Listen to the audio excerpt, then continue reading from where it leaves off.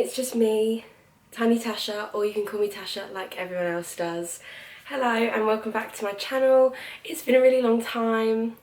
I think I just needed some time away from YouTube just to basically process what has happened in the last year. Obviously for all of us the pandemic has been intense and a life-changing experience for us all, but I definitely think everyone has had their own personal experiences through this pandemic, and myself and my family are no different to that. We have also experienced some huge loss this past year, and my baby brother, who's not so much of a baby anymore, has created this absolutely fantastic YouTube video which basically explains the ins and outs of why maybe the last month or so I've been a bit quiet. So both myself and my brother decided that the best way to share what has happened to us, but also hopefully help other people with their loss in the future, by creating a YouTube video, because that's just what we both do.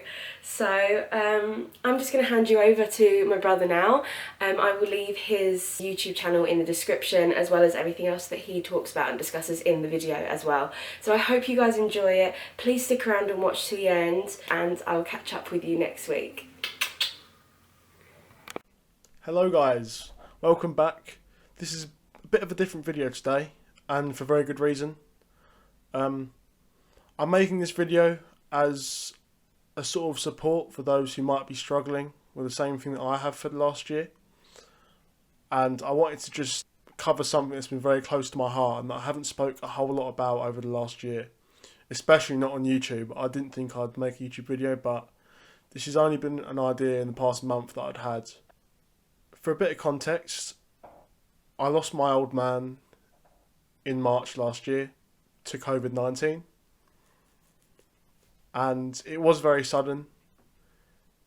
It definitely happened out of the blue, and it happened so quick in the matter of 2 weeks that it didn't really take time to settle in what was really going on. A couple of days after losing my dad, I needed some comfort, and the one place I find comfort always, something that always helps me lift my mood, is YouTube. So I went about searching something I never thought I'd search on YouTube in my entire life, but I searched how to deal with losing a parent. And I came across this video by someone called Lovevie, and it's practically covering two girls' experiences with loss of a parent, and it asks some simple questions, but some quite raw questions about their experience over the time frame that they'd lost their parents in. And it spoke a lot to me because it sort of gave me an idea what to expect, but at the same time it gave me comfort because it showed me that things will get easier than what they were at the time. And seeing that video, it inspired me to do something similar. And like I said, only a month ago I'd thought of the idea. And I'm hopefully making this video, it brings some comfort for those who might have lost parents more recently than I have, who might be looking for some help and support, or even just a hand on the shoulder to tell you it's going to be alright.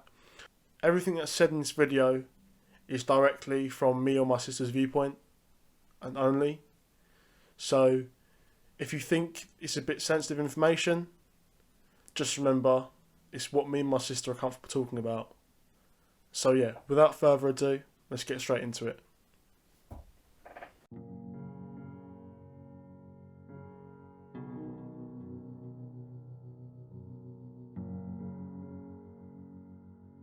It was the evening of 30th of March, and it was a Monday, I believe. Yeah, I remember it like it was yesterday, as if it's only just happened. And I think it always will. I don't think it's never not going to. It's obviously going to be a big day, and on that day everything changed. So yeah, of course I remember it, and I think I always will remember it. The day itself, I just sort of treat as a normal day, because I was almost too confident that everything was going to be fine, because I was so naive to the fact that things can actually go wrong in your life, that I expected Dad to come home over the next couple of days and that everything was going to be fine.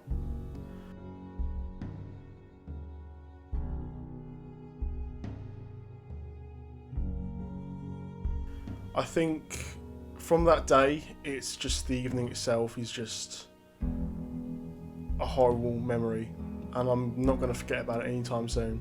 The memory I remember the most is the initial phone call from the doctors, like from the hospital, and we hadn't heard from them all day, and they said like, he's not doing very well, we've done everything we can, we don't know what else we can do, the double pneumonia's too difficult, and like it's really making effects on him and it's not looking good. And I remember Mum saying, so what, are you just going to leave him to die? I don't think I'll ever forget that. And then straight away, like half an hour later, we got another phone call saying that he'd passed. And I don't think I'll ever forget sitting there trying to hear the other side of the phone conversation, as if what I thought they were calling about wasn't what it was. And I think that memory will stick forever. I think the main memory that sticks to me is seeing Dad leave for the hospital. He was so fragile, he was unstable, he didn't look well at all. And I hadn't really seen him because I'd been at university, hadn't been home for 2.5 months. So obviously that was the first time I actually saw his face, was when he was leaving for the hospital, because he was in the bedroom isolating. So I think that's the memory I have the most of him, because it's the last memory I have of him, really, is seeing him rolled away in a stretcher into the ambulance. And yeah, it's not a great memory, I can admit, but it's one I'm not going to forget for a very long time.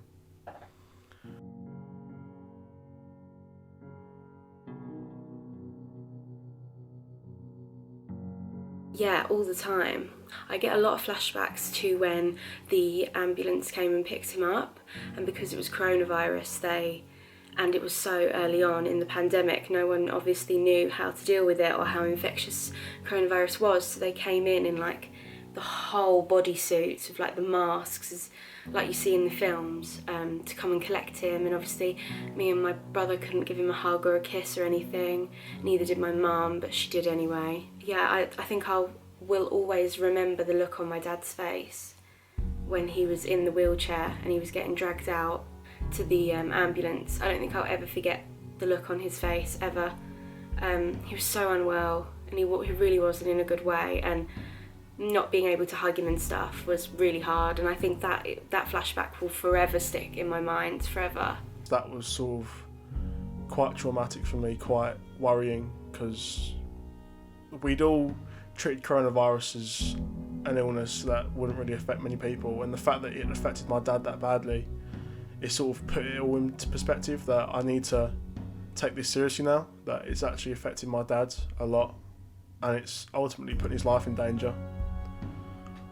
So yeah, if I'm not doing much in a day, it will just flash back and I'll just think of that day, and it's not great at all.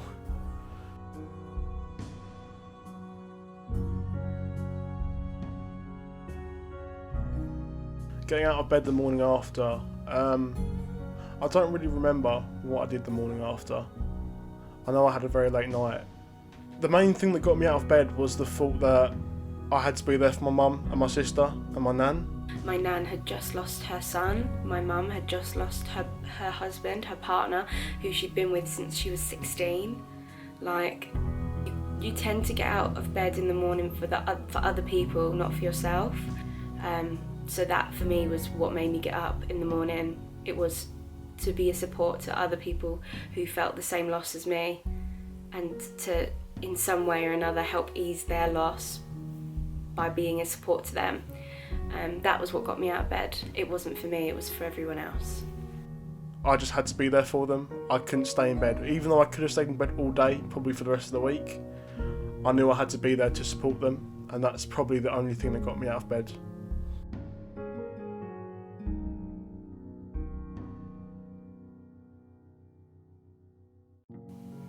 Probably about 8 or 10 months, I think. Maybe, I think saying 6 is a bit generous, because I think I was in denial for a lot of that time. But I'd probably say 8 or 10 months had passed, and I started to realise that it started to come around a little bit, that this was what was happening, and that I couldn't do anything to change it. I think now, coming to a year, I can say that I I'm struggling still, but I do have days where I'm like, okay, this is going to be all right. It's going to be okay, and I can get through today without crying. And I think being stuck indoors in the house because of the virus and being in lockdown and stuff has not helped. And I think if my situation was maybe different, that we weren't in the middle of a lockdown, I might have been sooner. But yeah. See, with me it's really weird because I like to think I dealt with it quite well, especially summer coming off of the back of spring. I had a lot to sort of focus on, so I didn't let what had happened really get to me that badly because I was so overwhelmed with university coursework. I started a YouTube and there was just a lot to keep my mind off of it. And I think in terms of seeing the light was when, if I'm completely honest, I don't think I've seen it yet because I've been so overwhelmed by my university coursework. I've been doing something every day for the last almost a year that I just haven't had a chance to realise if stuff's getting better or not. I'm convinced it will, and I'm hoping come summertime I'll finally start to see it, as I'll be happy, I'll be with my family. We would have hopefully seen our friends and family. That'd be a great help. But yeah, in terms of seeing the light, I'm positive I will see it, but I can't say I've seen it yet.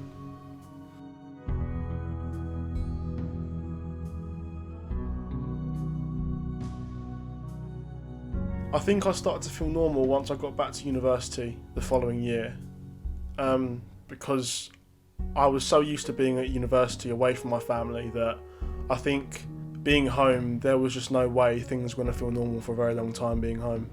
There was a void in the house, there was a void in the home that just, it wasn't going to be filled anytime soon. And I think once I got to uni, I think I could finally feel some normality because I had a timetable to follow. I was with my friends. Even though coronavirus made it very difficult to feel like I was living a normal university life, it was certainly easier living at university than it was at home. So I say that's where the normality really began, was when I had to get back to my coursework at university. I can say I don't think I feel normal yet. But then I think that's because of the virus is still very much around, and I think it's hard to pretend everything is okay and when the virus is still living around you 24/7 and that's all that's in the news. You know, coronavirus is just constantly around. I think it's hard to feel normal when that is constantly in your face. So I think once the pandemic has died down and we've found a way to deal with the virus and everything starts to go back to some form of normality, i.e. going out, going to a bar, like meeting your friends, that's when I'll start to feel normal, because that's what life was like before any of this happened, and right now it's still not there yet. So I think I can't say that I feel normal just yet, because I don't. None of this is normal.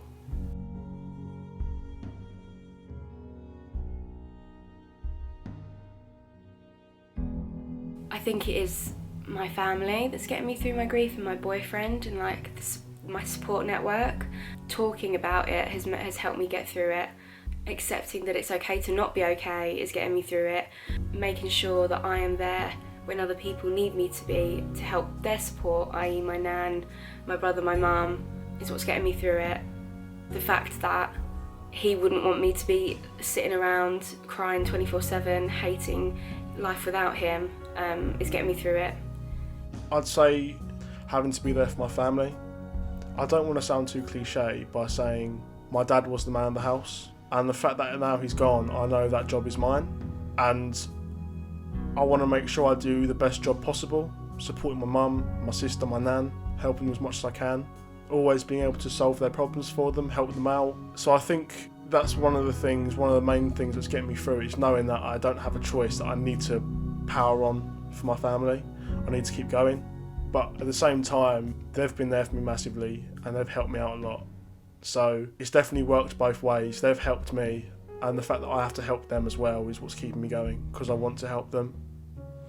Dad would constantly be saying, oh my god, grow a pair, get over it, come on. I think that's definitely what's getting me through it. Yeah, I think having my family and having to help them is giving me almost a purpose to keep going, because I think if I was on my own in this situation, I wouldn't be able to cope with the grief as well as I have. As well as my family, I think it's the thought that I know my dad wouldn't want the fact that he's gone to affect me and to stop me from getting where I want to be. And I think about that a lot because my dad always wanted the best for me and my sister. And I know that the last thing he'd want is for me to stop doing what I'm doing and to let this get to me. So I think that's what's pushing me on as well, is that I want to be successful even though my dad's not here to help me.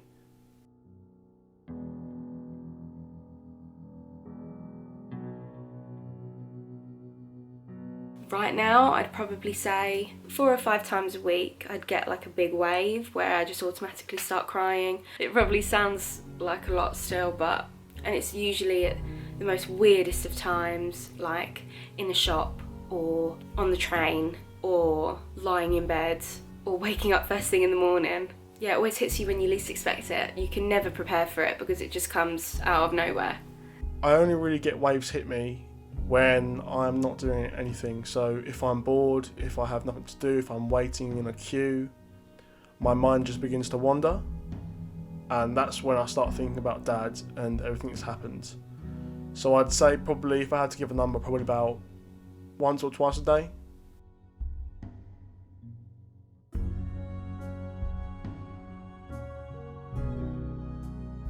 No. And I don't think I ever will be. I don't think it's something you're supposed to get over or you're going to get over, because losing a loved one as close as Dad was to me isn't something you can forget about ever. It's not something you can get over. I don't think you are ever going to be healed. It's impossible when you've lost someone so close to you, and especially when it comes when you least expect it or you have no idea it's going to happen. And it does live with you forever. And it's like things are going to happen as you get older and they're not going to be there to share that with you, and that's a new wound in itself. I think it's almost a case of not healing from the pain but getting used to it and sort of learning to live with it.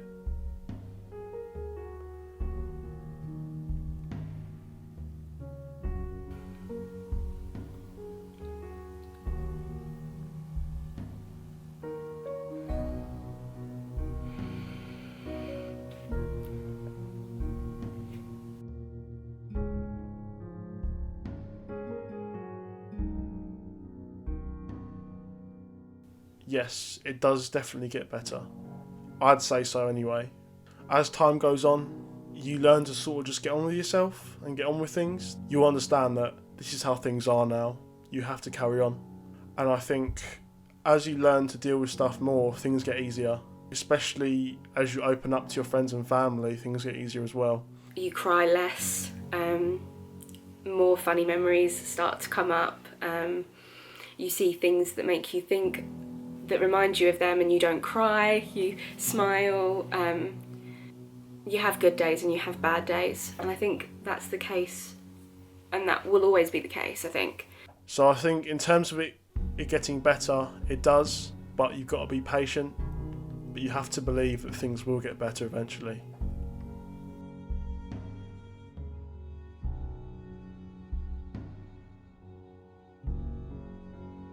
Every day.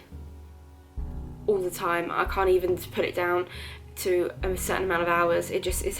They're around you all the time, and they will always be throughout everything, and they're always there for you, and they'll always be thinking of you, and you will always be thinking of them, and that's not a bad thing or a scary thing. It's comforting, and it makes things easier. I don't think I ever stopped thinking about Dad. I do miss him. I'm not going to lie. I do miss him a lot. And a lot of the time I think I'd love to have him here, and I would. As much as I'm used to not having them around at uni, I think of my parents every day, Mum and Dad. I don't think I ever will stop thinking about them, because they're the two most important people in my entire life. I didn't think it was possible, but not having Dad around and losing him has almost increased my love for my mum 100-fold, which I didn't think was possible. But yeah, I think of Dad every day. I don't think I'll ever see a day where I don't think of him.